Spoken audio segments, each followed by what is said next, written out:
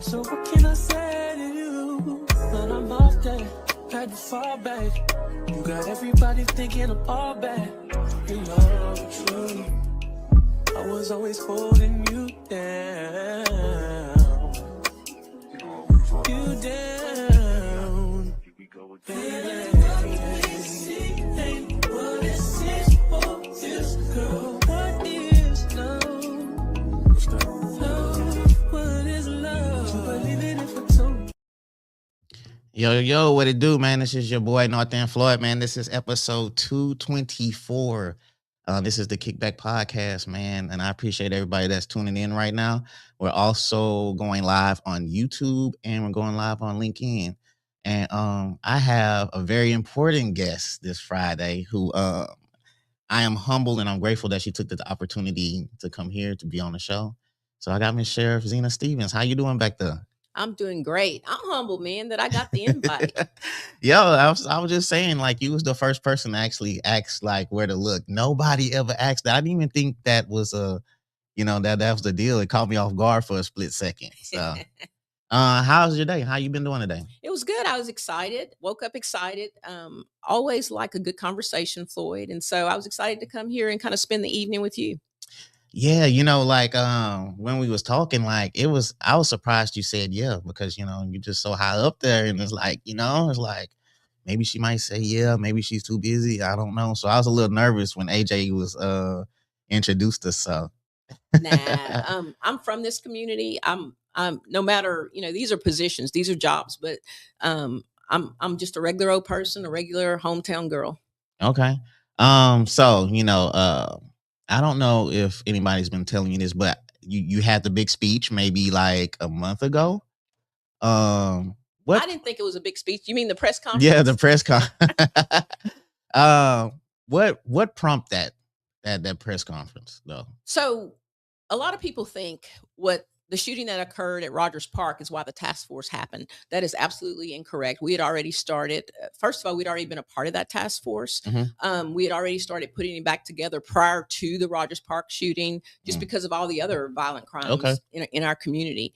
And so we got the invite. The chief of police of Beaumont invited everybody who had committed to re-engage the task force to come, and speak. And so, it was just kind of one of those things that occurred. And, in usual fashion, I just kind of said what was on my mind. Oh, so this was already planned in action. It wasn't because of the recent events and all that. No, the task force, the federal government and other agencies that are part of that task force, we work really slow, right? Trying to organize something. And so we had already started putting that back together prior to that, based on the concerns in other parts of, the community. And I want to be clear, no shooting is more important to me than any shooting. If a kid or a person gets shot on Avenue A, that's just as important as somebody getting shot in Rogers Park. And so I think that's important for our community to hear that. I think that's important for me to say that. Every life is important. Yeah, a lot of people was thinking because it happened in the West End that, that was the reason why, now people want to be serious. I did see the mumblings of that going across. So yeah, I saw that too. But, a lot of times people don't understand what's going on behind the scenes. Again, that task force, we've been a member of that task force for years. We just kind of re-engaged based on the other shootings. And so the press conference just happened to occur immediately after that. Man, y'all looked it real serious up there. I'm not even gonna lie. Y'all looked it intimidating up there. And I was like, and I'm glad you said that, because I was like, okay, you got Sheriff Stephens up there. You got the police chief up there. I was like, how did they all get together? Because y'all usually don't meet like that. Do y'all? Or y'all? Well, we do have interagency meetings. Again, not that task force aren't new. That was a special invitation by the chief of police, to come to his department and hold the press conference, I think, to let everybody know that they were re-engaging that task force. And so, but yeah, it's not uncommon. I was in Houston on yesterday attending a meeting with the feds. It's called the HIDA meeting. And so law enforcement regularly meets. Just a lot of people, in the outside of the community don't know that. Oh, okay. All right. I mean, me personally, like just seeing that conference, it just I think a lot of people would agree, but it just seemed like you just stood out. Like you was just like a leader among men.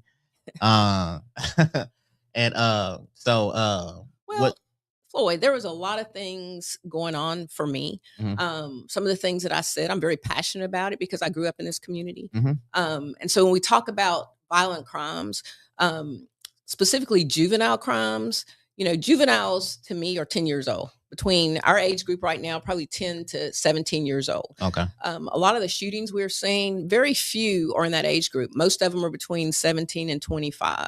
Mhm, And so one thing that I recognize after being in this business almost 30 years, there's different groups of things going on in the criminal justice system. And we got to start addressing those. There's the would-be shooter, right? mhm, There's the guy that's probably going to grow up to be a shooter, and there's the guy that's already committing shootings. mm, I was addressing the guys that are already committing shootings. We need to make sure that those guys are not terrorizing our community and get some consequences. uh, Now, when we talk about programs to help deter crime, we need to focus on those guys that might grow up to be shooters, mhm, right? yeah, Your would be shooters. Those are the kids that we need to focus on. Some of these young men are already violent offenders. And unfortunately, they're suffering from trauma. And so we need to start figuring that out. yeah. I think growing up, and me and my buddies, we had this conversation. But you generally know the guys in your neighborhood who are the shooters, unfortunately, who Right. are the fighters, and just what they particularly do. And I think everybody, like, just growing up, you just recognize who they are. And like you said, it's trauma. It might be like parenthood, and Yeah, uh, statistics tell you that kids that, have witnessed domestic violence or who were victimized, they're traumatized. And so usually statistically they're going to commit violent crimes. And mhm, so we have to do something about that part. That's the part that we have to get buy-in from the community. We mhm, have to get buy-in from industry who's coming here and making a lot of dollars off of our community. mhm, I think it's necessary. I hear AJ and a lot of the other politicians talking about tax abatements. If you look at other communities, they're making industry partnership with them and bringing programs into the communities. You need to build communities. yeah. Violent crime happens in poverty stricken communities. And so we have that because we don't have, I think, enough community leaders forcing industry or people with money to build our communities up, right? Yeah, you see Exxon doing some stuff, but it's a lot of refineries out here, and sometimes I just wonder, like, what are they doing as far as to help the community? Are they building parks? Are they doing this or doing that? You don't hear nothing, And that's a and good point. And it's not just about parks for me. It's not just about bringing jobs. Those are important, but they need to bring mentor programs here. They need to have internships for our kids, hmm for high school and junior high kids where they can go in there. They need to, part of those abatements can be bringing their employees in our communities to volunteer and teach kids STEM stuff. hmm So there's a lot of things that as community leaders, um, as much as industry gets from our community in yeah, terms of access to property and specifically tax abatements, they need yeah, to be pouring stuff back into our community. And again, um, you know, when we talk about programs, I know a lot of people who are out in the community trying to help save our children. yeah, They need to be funding. Industry needs to be funding programs like Stop the Violence and hmm other programs that are out there trying to do good. They need to be partnershiping with those people who are ingrained in our community for long term. yeah. A friend of mine told me today. It was a rumor. I didn't know if it was true or not, but she said something that as far as y'all are doing door to door as far as looking for criminals and fighting crime. Is that true? Yeah. And so if people are on probation Hmm for years, no one's been doing probation checks. Oh. Um, One of the things that I kept hearing everybody talk about is we need curfews and we need things of that nature. We already have curfews for people who are on probation, but we're not Mm, checking to make sure that they're, you know, um, not violating those conditions of probation. So now I've got my deputies going door to door and checking young adults and children who are on probation and have conditions of probation to make sure that they're at home, to make sure that they're doing what they're supposed to be doing. And if they're not, we're turning them into their probation officer, talk to the judges, and so the judges can start violating. Again, that's how you're going to stop some of the violent offenders, making people accountable, knowing where they are. I just think that's important. People like structure. Yeah. Even young adults, gang members have structure, right? Yeah. And so we need to make sure that we are making people accountable. Yeah. And that does make sense as far as people that are on probation, but I'm surprised they haven't been doing probation checks. What are the probation officers doing? Well, I think probation officers are probably afraid of some of their own offenders. Wow. Right? Or the people that are assigned to them. Okay. And so we, I just kind of stepped back and said, okay, let's try a different strategy. Let's escort them, or let's go do it. Rather than figuring out why they're not doing it, we can legally do it as law enforcement. And so let's go do that. Let's go knock on doors. One of the things that we found is quite a few of them had wrong addresses. Oh, wow. That's a violation. Yeah. And so we're turning those over to their probation officers and parole officers. Again, it's important to make people accountable and report that information to the judges. The judges are giving people probation, thinking that people are going to follow the conditions of those probation. If nobody's letting the judges know they're not following them, the system is broken. And so that's just one step, that we're doing, that we begin to do. Again, it's just about kind of refocusing, stepping back, thinking outside of the box, and helping out where you can. Yeah, I just recently had Judge West on here, and she said as far as like probation, she's been seeing you can see her clips and it's criminals or people that are constantly breaking probation, not showing up. And she's been, she's like, I can't give you a bond because you're constantly breaking probation and doing all that. Are you seeing? Is that the norm now? It has become the norm, and I think.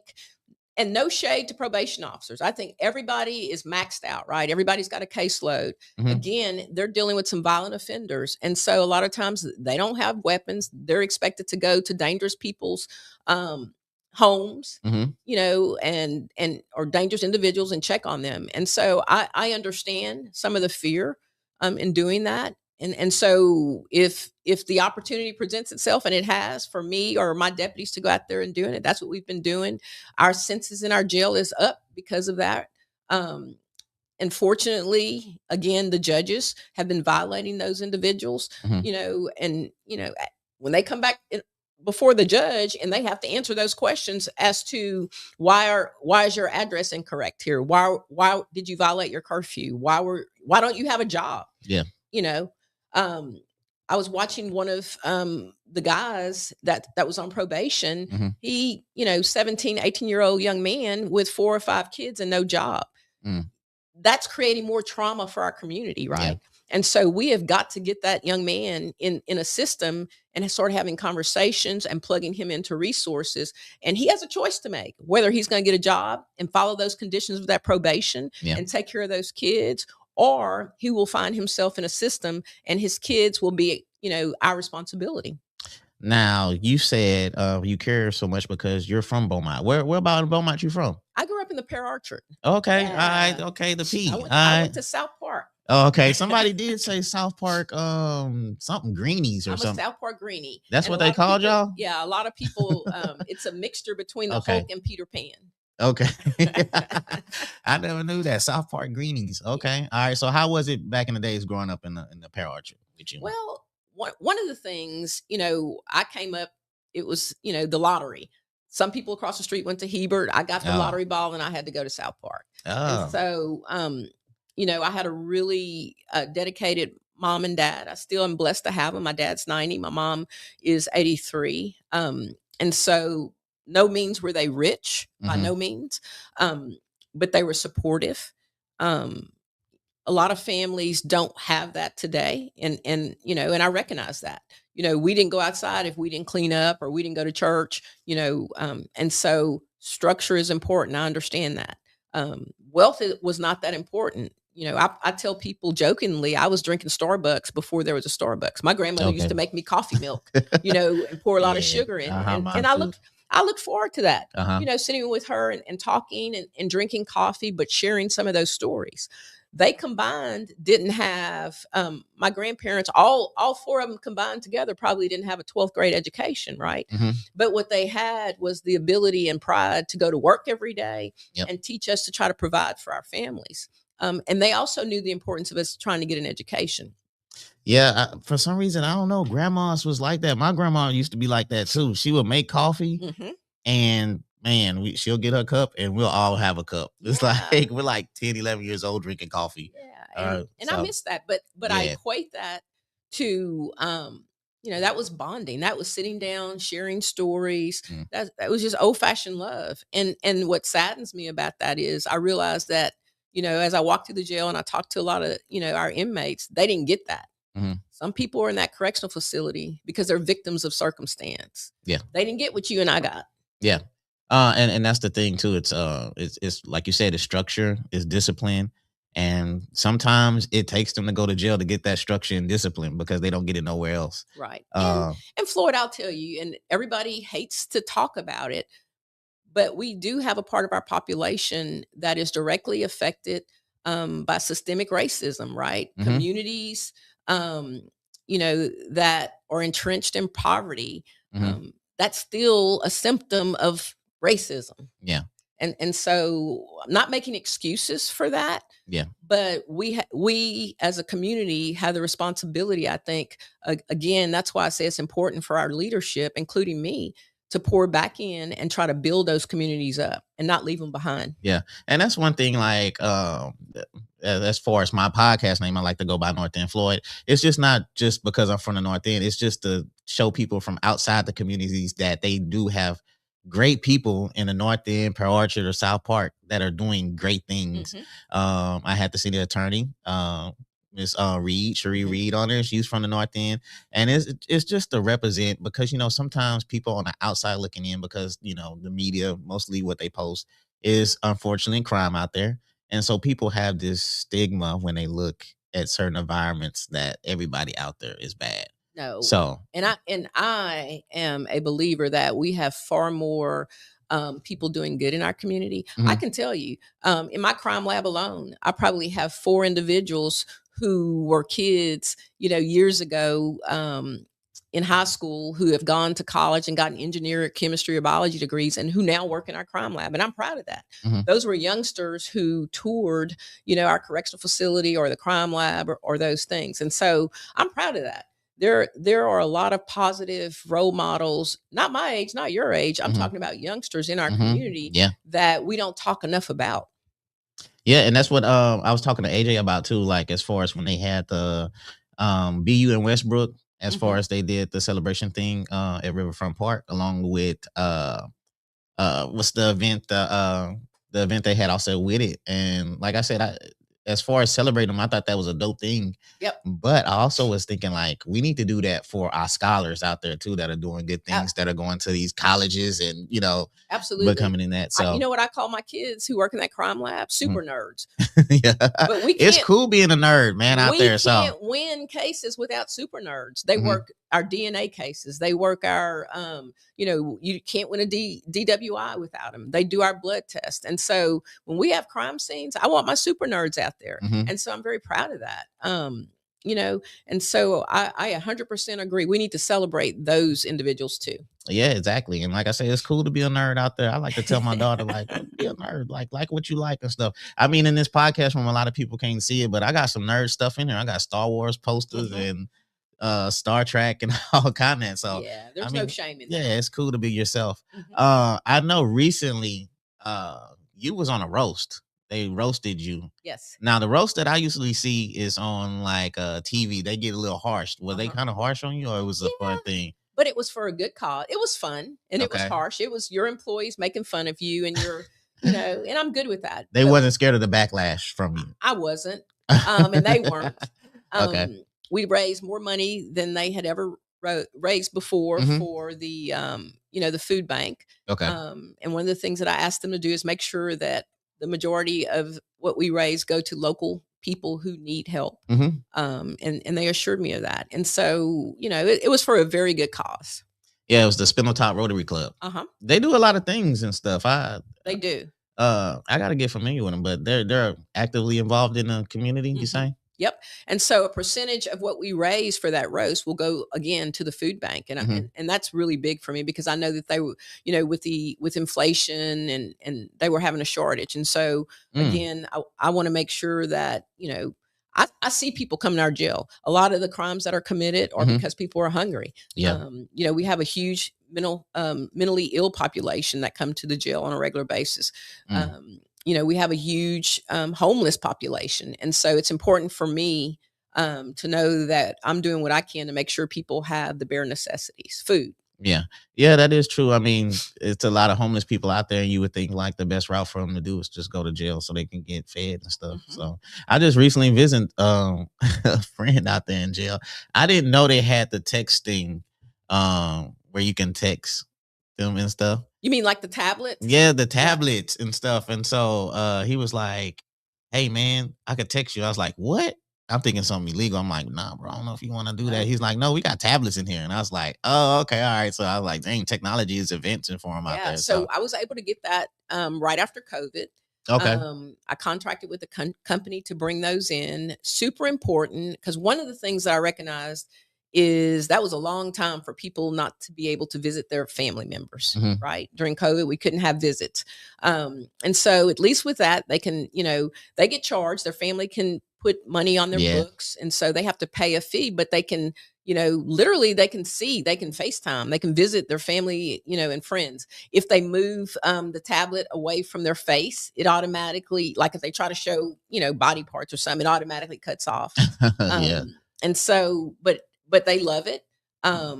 Again, it's a way to keep people connected. And what we find is it keeps disciplinary issues at a minimum. Okay. Yeah, because I was like, bro, you got to chill out with this texting, man, because it costs money to a lot of money. I was like, a lot of money. I was like, dang, man. And the money doesn't go to me. It doesn't go to the county. So like their commissary and the things that they buy, honey buns and stuff, that goes to an account. We call it the welfare, inmate welfare account. So you can only use that money for things for the inmates. Okay. Now you said as far as growing up, as far as your grandma, was she one of the biggest influences you had? You had other people that was influencing you? My mom and dad.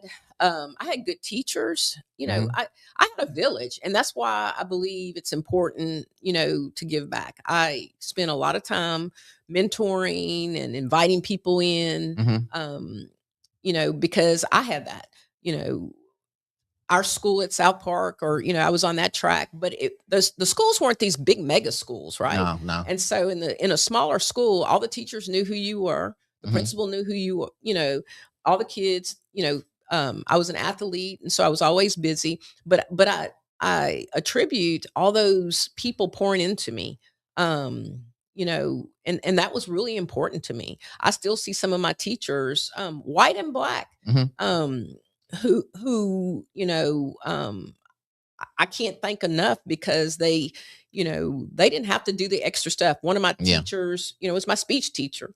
And I remember the first poem that she gave me, it was about Abraham Lincoln, the Lonesome Train, that I had to recite and go in competition, and I won. But she saw something in me way back then, 6th grade, and said, "Hey, I want you to do this." And so that's pretty cool to have a foundation of people who really care and pour into you. And that's why I think, again, you talked about that press conference when some people heard me say, I don't believe in, soft stuff. I think it's important for people not to do feel-good programs for one day, right? You have to be engaged in people's lives when it's not cute, when it's not, not just when things are bad, but long term. And we don't have enough people in our community doing that. We have people in our community doing that. I think I made a comment about cops and kids. I think, I'm a cop, and it's a great event, but it's once a year and we're licking snow cones and stuff. That doesn't impact communities, right? And so I think that we have a community that needs resources from industry and from government for long-term programs to fix, the wrong things that are Mhm. going on in our community. So after high school, did you know you wanted to be in law enforcement? That was the goal. Absolutely not. It was not the. It was not the. No, I wanted to go to law school. So I went to Lamar, ended up graduating from Lamar with a political science, a BS in political science. Okay. Um, I needed a job. I didn't want my parents to have to pay. Yeah. I had 2 other sisters. They probably would have, but I've always been really independent. Man, I can remember in elementary school, I had a paper route. My parents didn't even know. Oh, you did the paper route thing? Yeah. Okay. I've always been that independent spirit that wanted to raise, have my own money. Yeah. So when I graduated from college, Beaumont Police Department was hiring.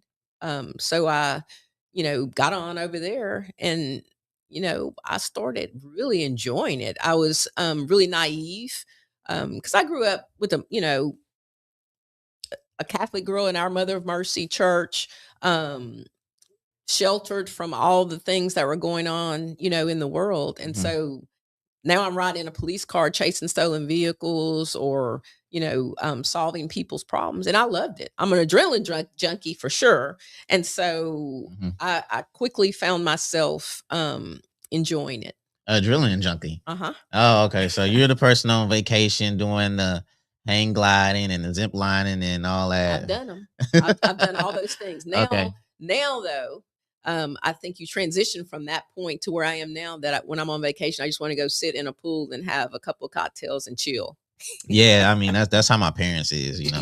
We try to get our parents to do all. No, we just gonna sit in the room. Y'all go out do y'all thing and whatever. And I was like, okay. But I have zip lined. I scuba dive. My husband and I. Okay. So yeah, definitely an adrenaline junkie. Okay. Now, a lot of people like they say like you're constantly involved in the community. You're constantly showing up, and we talked about this. But Sean Webb, she posted a video. A young lady, she wanted to become a sheriff or get into the department, and you showed up for her. Was that planned? Was you going to show up anyway, or that was an No, event? I was not. It was not planned. I was not going to show up. Mm-hmm. I didn't know that event was happening. Normally, I'm pretty astute about where the events are going on. For some reason, that wasn't on our radar. Mm-hmm. We go to most of the events. So when Sean called me, it was just luck that I didn't have anything on my schedule right then and there because normally I'm in meetings or I have something else going on, and and I told her I'll be right over. And again, I never saw anyone who looked like me in this position.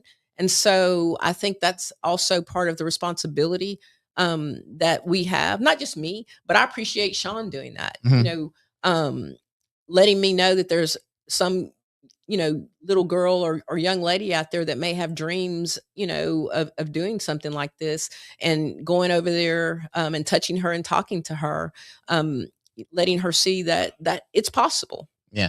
Now, of course, because I mean you're the sheriff, but I mean, are there opportunities right now? Are y'all hiring? Can Yes. somebody?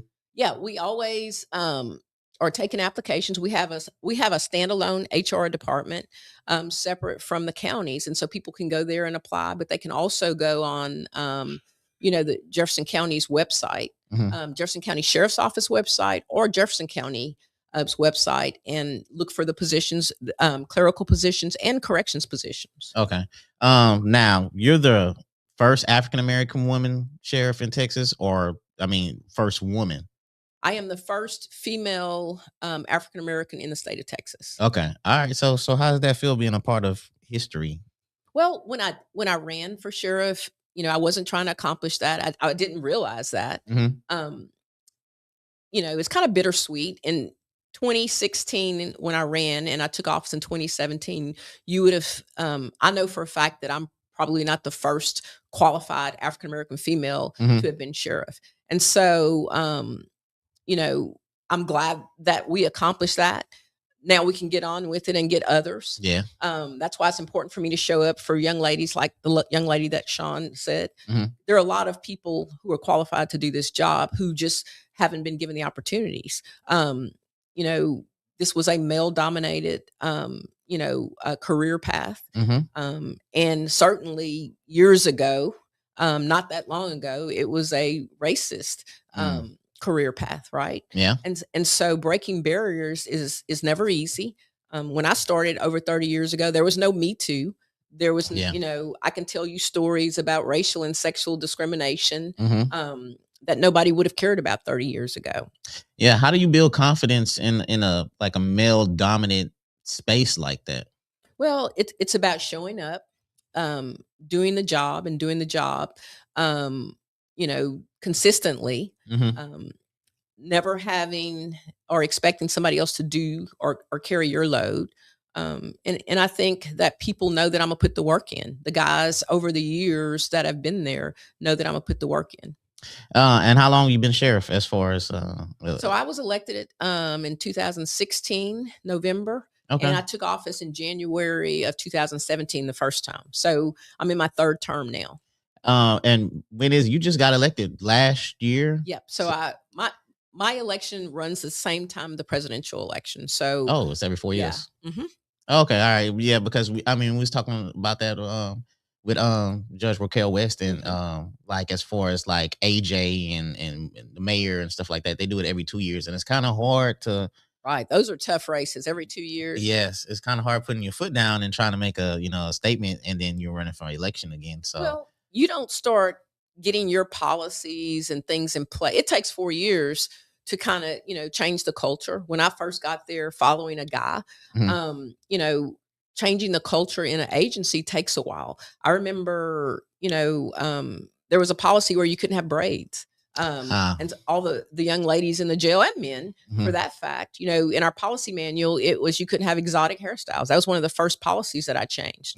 And so it takes a while though to go through policy manuals and see what you got to keep because it's so many.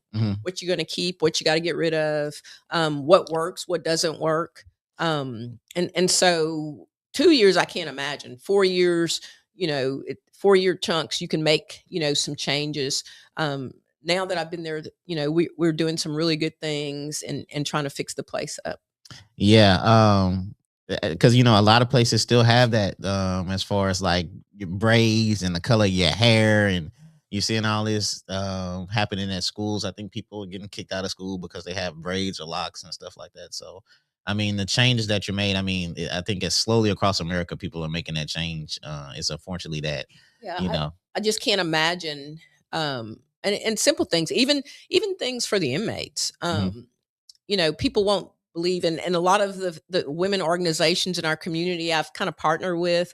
I know the United Council of Negro Women, the Links, and a lot of other organizations have donated products for women, the women inmates, because one of the things that people didn't realize, the state provides indigent packages, but they're like one size fits all panties or sanitary supplies for women are not as convenient or comfortable. And I know people are going to say, well, they're in jail, they don't deserve it. One thing that people need to realize is we have 800 people in our jail that are pre-trial. That means they have not been convicted of a crime. Really? Right. They're waiting their day in court.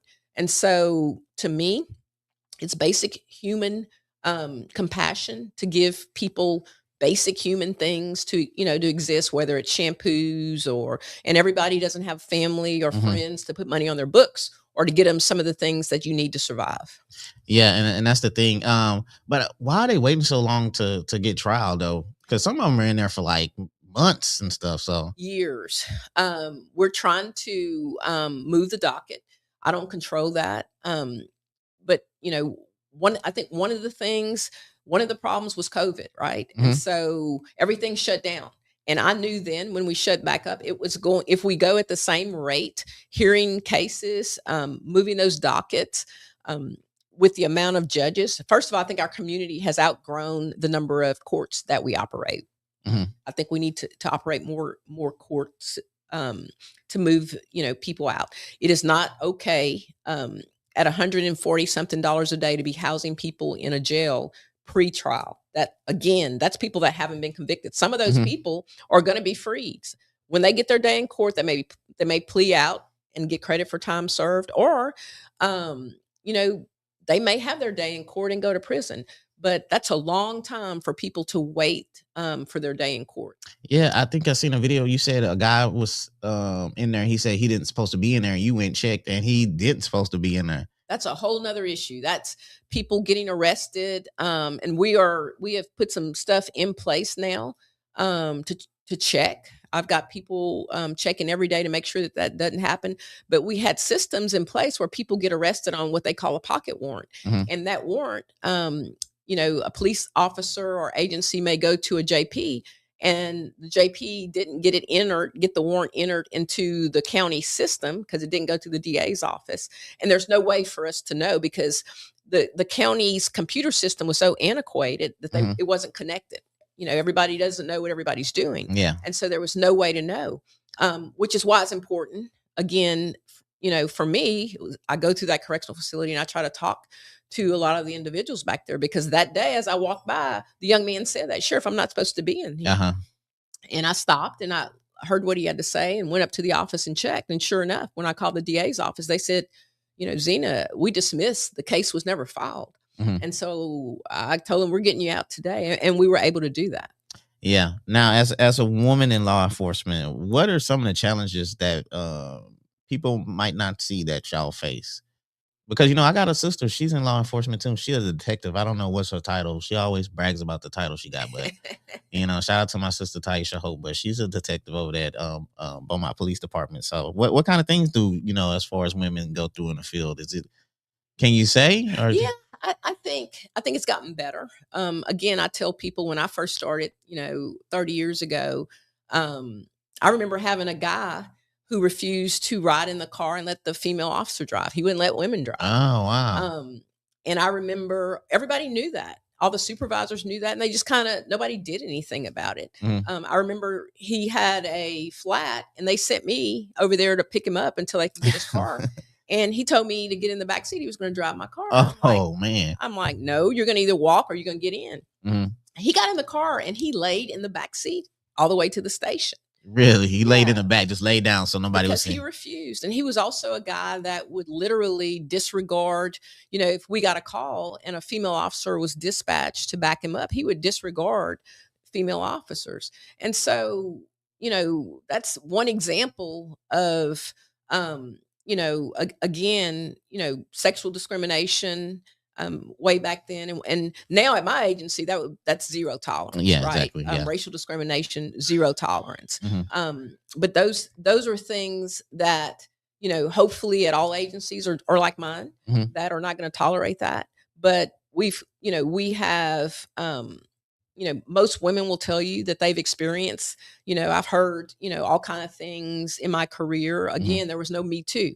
When I was at, some of the other police agencies, and I was the only female, certainly a lot of times the only Black female. Mhm.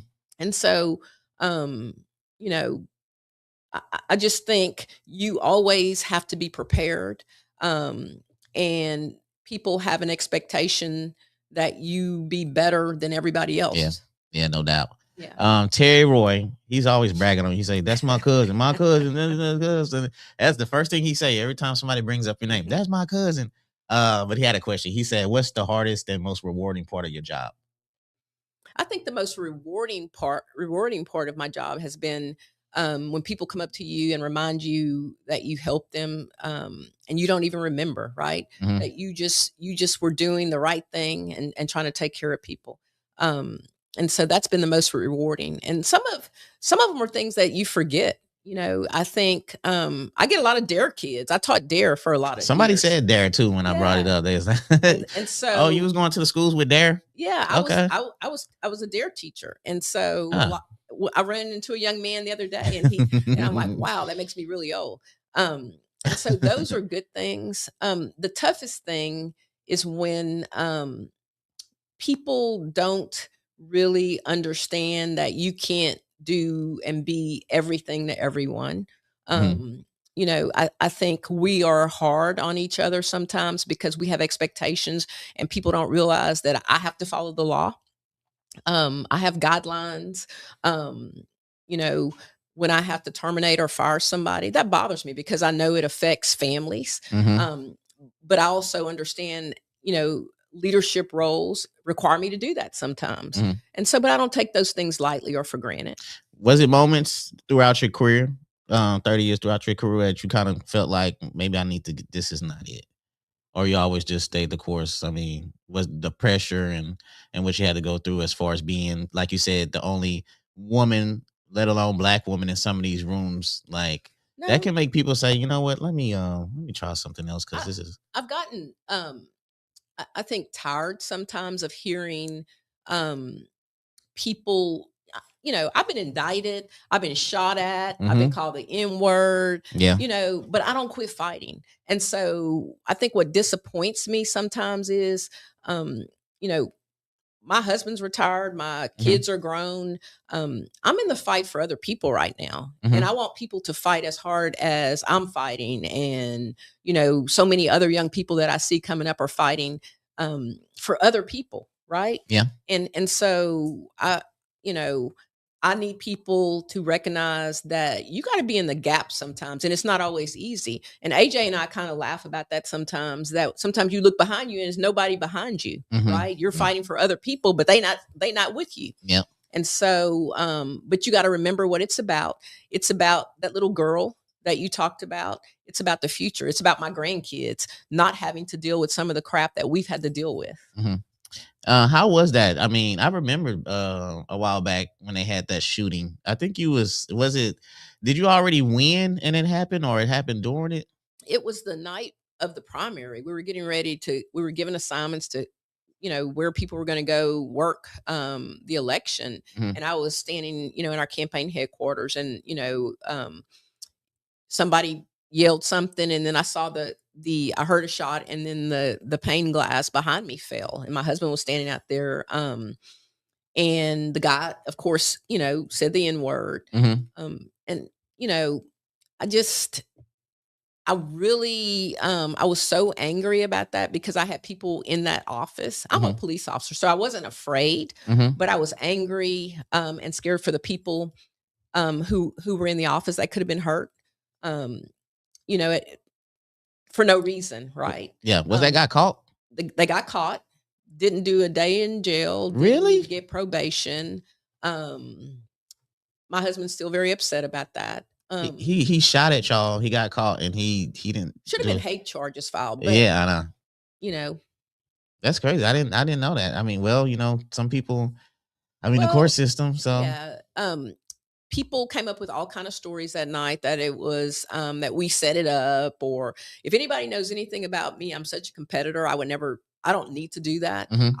I want to win because I want to win. I'm not going to cheat. But the other thing is, people made excuses about it being, a BB or this or that.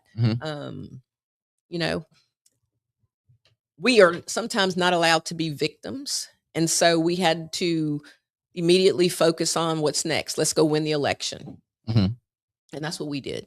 Now you talked about AJ. AJ looks to you as a big sis. He talked highly of you when I talked to him on the phone. What do you think about AJ and what he's doing now, as far as like in the community and working his way up through politics? And have you talked to him about that? Yeah, my thing is be true to yourself. You have to be true to yourself. I tell everyone that I talk to, I didn't run for public office until my daughter was done with college, and I had the opportunity to spend the time that I needed to do my job. And so I think that's important. You have to, because it's going to require a lot of time. What people don't understand about public office, and I tell all the young wannabe politicians this, it's not just the job that you run for, but the community requires commitment. They want to see you. You got to be present for that. And then all the things that you're passionate about, all the things that we're talking about right now, Floyd, being involved in the community and trying to make a difference. All those things are important. And so it is not a 8 to 5 job. My husband will tell you that. My mom and dad will tell you that. It is not an 8 to 5 job. Sometimes it's, I'm exhausted, because there's a lot of things and that are required of you. And then, there may be a crime. We had a murder a couple Saturdays ago, and I had to get up and roll out with my guys to make sure that we had enough manpower there, and just to make sure that we're going to handle it appropriately. I trust my guys, but if I expect them to do some things, I show up too, because I think that's important. Somebody was talking about the mental health community, and you say there's a lot of people that are behind bars that are suffering from mental health. Yes. What can we do to, and I know, we have to have programs, and it's not necessarily for y'all. But what can we do to combat that? Because if we're seeing more people commit crimes because of mental health, as a community, what do you think we need to do as far as that? One of the things we have several things that we're doing. We've got mental health deputies now at the sheriff's office, and they ride with case managers. And so if we get calls, we actually send those units out because they're familiar with those individuals, and try to plug them in the resources. Make sure I tell you, case managers and resource managers, to make sure that we're plugging them into the resources that are needed. We also, I'm in the process of building out, where the Dream Center is, a diversion center. And I went to Houston and visited theirs. I got the county commissioner's court to give us some money, about $6 million. And I'm partnering with Spindletop right now. Okay. And so if a police officer encounters someone who is in crisis, rather than bringing them to jail, they can divert them to this diversion center when it opens. That's going to free up some beds in our jail, because right now we're putting mentally ill people in single cells, and we don't have any more single cells for violent offenders. And so that's the theory behind a diversion center, trying to reallocate people to places where they can literally get help that they need. It's going to be 56 beds. Okay. They're just, if you pass by there on Highway 69, you see the construction going on, and I'm hoping that'll be open in a couple of months. And so I'm excited about that. But the other thing, and I know this is going to be a big point, we as a community, if somebody goes into the hospital, we triage them, we diagnose them, and we treat them. We're not doing that in our poverty-stricken community, in the communities where we're seeing violence, right? We need to do that, because we need to triage when we have violent shootings and see what's happening. Why is this happening? Diagnose it, and then treat it. We need to treat all these individuals, these young folk that are committing some of these crimes. They are victims of trauma. And no matter, some of them I have to put in jail, but the ones that I talked about earlier, the ones that aren't the shooters yet, but are getting ready to be the shooters, we can still save those people. And so we need to look at, how can we fix them? How can we triage them, diagnose them, treat them, and figure out what their prognosis is? Just like you would, somebody with, cancer or anything else. We need to start focusing on that. And that's why I say industry needs to play a major part in it. Other people in leadership roles in the community. We don't need to spend money on quick fix-it programs, but long-term community building programs where we can get people mental health treatments, to fix some of the trauma that some of these young people have experienced, and that's why they're committing some of this violence. Do you think we need to have a curfew? Not just because, we have a curfew on the people that are on probation, but for kids, for teens themselves. Do you think curfews scare me? First of all, kids that are breaking the law are already breaking the law. And so saying that we have a curfew, what does it do? They're going to break that law. That's just another law that they're going to break. It doesn't stop people. To me, there's a law that says that they can't illegally have a gun, but they do. And so saying we have a curfew, and I know people are going to say, well, it just gives the police a reason to stop them. Police don't need a reason to stop people. Police can stop and have a conversation with anybody any day. They just can't arrest them.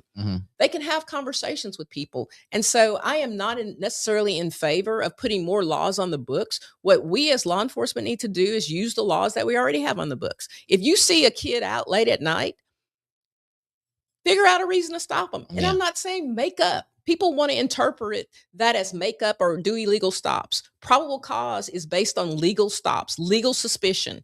You don't have to have probable cause to have a conversation with someone that you suspect is engaging in illegal activity.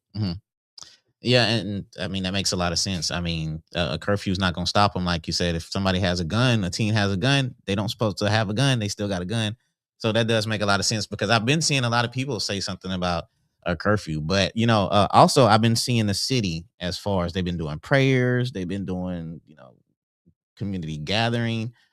Is that one of the quick fixes that you've been talking about? Yeah, and I am not anti-prayer. I don't want the praying people to get Yeah, mad at me. yeah, okay, yeah, Here's for my sure. here's my thought process on that. Uh huh. People who pray never quit praying. Hmm. So we don't need a prayer visual because they're already praying. I pray every day, right? Hmm. And so just because we had a shooting, now we want to go and publicly pray. You should never stop praying. You should Yeah. have always been praying for these kids, in my opinion. Hmm. And so I work in a business that's about seeing results, right? Hmm. Putting people out there, whether it's funding, whether it's great programs, long-term programs. We already have some people that are regularly engaged in the community, giving them the resources to do what they do, Hmm. right? Yeah.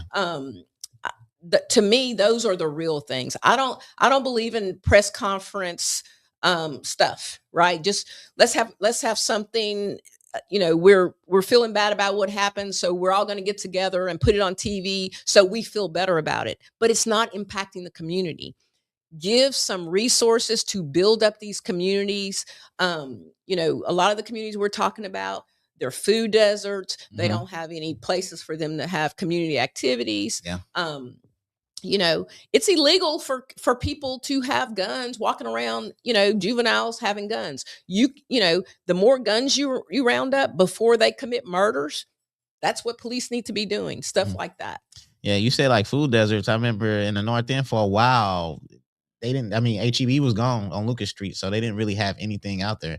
I mean, now they have the meat market right there on Lucas and Concord. But as far as grocery stores, it's nothing for like the older community and the younger people to go to. So they have to travel and do all this or commit crimes to try to get money to go to these places and stuff. So it's a lot of stuff in the community that is affecting as far as like crime, as far as what they're Well, I'm going I'm through. going to challenge your listeners and people in the community to go to these meetings and talk about the importance of, if people want to come here and get these $1 million tax abatements, what are they going to bring to our communities, Hmm. right?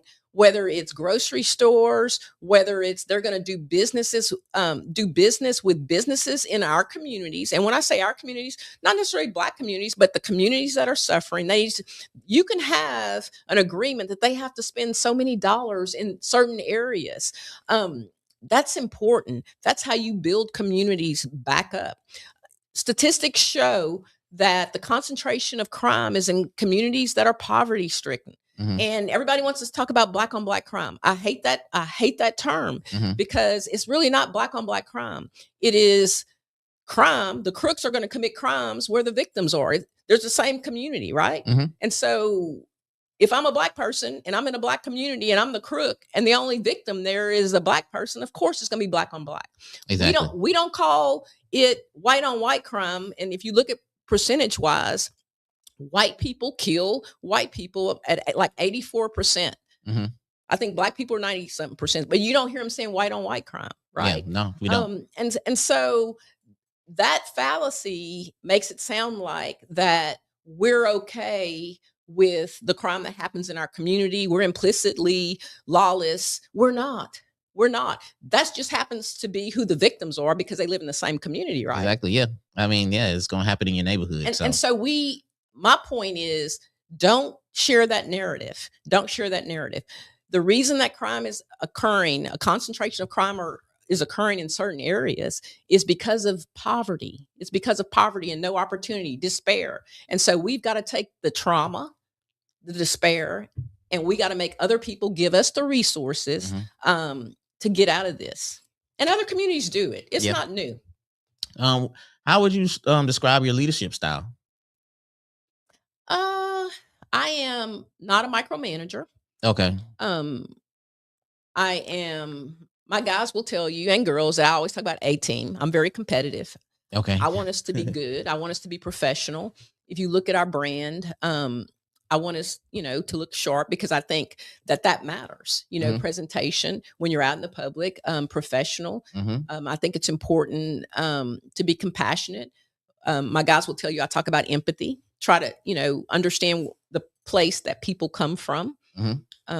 and listen. I constantly talk about listening. I think police don't listen. We don't listen, and so sometimes we don't hear what people are saying. Uh-huh. Um, Now, I the reason why I asked that question because a lot of people who work for you, especially the women, they love you and they've been trying to get you on the show, and so that was some of the people that was rooting for you. So I was like, okay, let me see how our leadership style is because you do have a lot of people who really love you and love working for you, and a lot of people, especially where I work at. But they, as far as management, they complain a lot, and I don't hear that coming from a lot of people that work under you. So how does that make you feel? Good, but I try to treat people how I want to be treated, Uh-huh. and you're not always going to make everybody happy. Hmm. Because again, you have to make decisions that affect people, and so I get that, but I try to make sure that when I go home at night, I can sleep well because I made what I believe to be the best decision that I can make. Hmm. I try to let my heart lead me, God lead me, to do what I'm supposed to do. How do you balance all that? I mean, because you're constantly on call, Mhm. um, and you're constantly at events. So I mean, how do you balance as far as like the home life and being a sheriff? Is that difficult? Yes, I'll tell any young politician there is no work life balance, right? Right. And so you address the priority for the day. I am lucky because I have a supportive spouse. Hmm. Um, you know, he's retired now, so it's a little bit easier to do. Kids are grown, and so that it's a little bit easier to do. But you don't really have a work life balance. You try to take care of, and I think people get that. I'm passionate about doing what I'm supposed to do in terms of taking care of people. People call me all the time. It's probably not a month that doesn't go by that I don't get a phone call late at night, Hmm. concerned about a family member that Hmm. may have gotten arrested or in some mental health crisis, and they're afraid to call patrol, and that their loved one might be hurt, and they'll call me, and so I'll go out or I'll send somebody that I trust out to make sure that stuff's okay. But I think the responsibility, and I think this may have been a question earlier. Hmm. Um, I didn't run for this office to be the first of anything, but now after almost 3 terms, I understand the responsibility that comes with it. There are a lot of people who wouldn't normally have access to the position, um, who wouldn't feel like they could call a sheriff and talk to a loved one in jail or check on somebody or make sure that their loved one, in the world is not getting hurt. And so that's important to me that people feel like they can trust me or they can call me and I'm going to take care of their loved one. Um, Now, do you plan on running again on the next election? Yes. Okay, so you don't have some bigger goal in the horizon for you that you're aiming for. Nope. I'm running for sheriff. What would be higher than sheriff for you? What would be something out there that would catch your attention? Well, the president. I Okay. want to be the president. Nah, I'm yeah. There's a couple of projects that I would love to finish. I started the diversion center, Okay. and that's important to me. Taking care of the mentally ill population here is important. I'm Hmm. also a part of the revision center with Regina Rogers and Joe Evans and a whole bunch of other people in our community because we have got to fix um, youth mental health issues too. That's part of the problem that we're seeing. And so we're working. Regina Rogers and is trying to buy Buckner Hmm. and create a youth mental health um, respite center where they can house them and treat them and take care of them. And so those projects are really important to me, and that's not something that we're going to fix, by the end of this term. Okay. Um. Now, as far as legacy, what kind of? I mean, you already have an incredible legacy, but what kind of legacy are you trying to leave behind for yourself? Well, I just want it to be better than when I found it, right? Hmm. I want to make sure that other professionals um, are, have the ability to live their dreams, whether it's in law enforcement or corrections. Mhm. And I think for a lot of years in this profession in particular, growth was stifled, right? Mhm. You know, I hope that, one of the big differences that I can make again is with making sure that we figure out how to get mental health care in our community, for our community, Mhm. right? And rather than criminalizing everybody, and that's what's happening now. We're criminalizing a lot of people who need mental health care, Yeah. and that's not okay. I see that firsthand operating that jail, where I have people in single cell dorms who are literally playing and feces all day. Mm. And so they don't need to be in jail. Right. And Right. so we as a society, I think, have failed them. And so right now, that's my mission to try to figure that out. Yeah, I always, I do a lot of shows about mental health, and I'm gonna tag her right here. Her name is TRE Eve. As far as the Black community, we kind of get a little nervous when we talk about like going to see a therapist and a counsel to talk to. So if anybody out there that wants to talk to a therapist, there she is right there, Trina Rose. She's a great person. Thank you, Trina, Um, for what you do. yes, Trina. She's also, I like to call her like a celebrity therapist out here because she's great at what she does. But yeah, mental health is real, and you see it all the time. Well, I see it all the time on Facebook. People crying out for help, but they're not really crying out. They're not really asking for help, but you can tell that they're going through situations. And I think a lot of our people don't know who to go to for help. Well, So, and Floyd, I see it.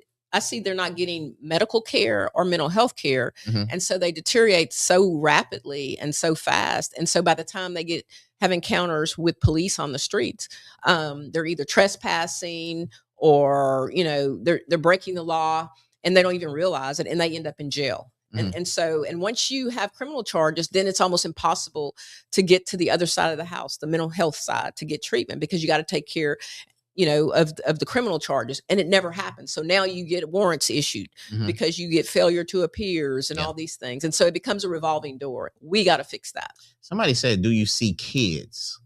I don't know. That's kind of open question. I don't know what they mean by that, but they say, "Do you see kids?" I don't know if it's kids in trouble that she So yes, means. I do see kids. The other day, I mean, people always ask me, I give tours at the jail, but guess what? I don't just let them see the incarcerated folks. I, Okay. I take them to the crime lab and show them job pathways. I have pilots so they get to see the airplanes and the helicopters, because people don't realize we have boats. I have boat captains. We have 17 people who have boat captain licenses. They're Mm. on the waterway 24 hours a day. And they dock out at Sabine Pass. They secure the waterway. Um, we have people who fly all over the country getting inmates and bringing them back in our airplanes. Mm. And so for me, when I think that's important to do tours, scared straight, yeah, but also for job opportunities to let people know, hey, these things exist. We're not just a bunch of police riding in police cars. There are a lot of other job opportunities, and I'm proud of that, because we've hired, like I said, I have 4 scientists that came from BISD schools working for us right now. Y'all still do the scare straight? Yeah, I don't call it scared straight. They get scared straight when they walk through there, and um, How can somebody do that? How can they just bring just their kid up there? No, they call me, or make an appointment, and we schedule a tour and we walk them through and let them see. Generally, Thurman Barty used to bring them all the time when he was in Port Arthur School District. But Uh huh. but the other day we had Harmony. Um, so yeah, that's something that we do quite often.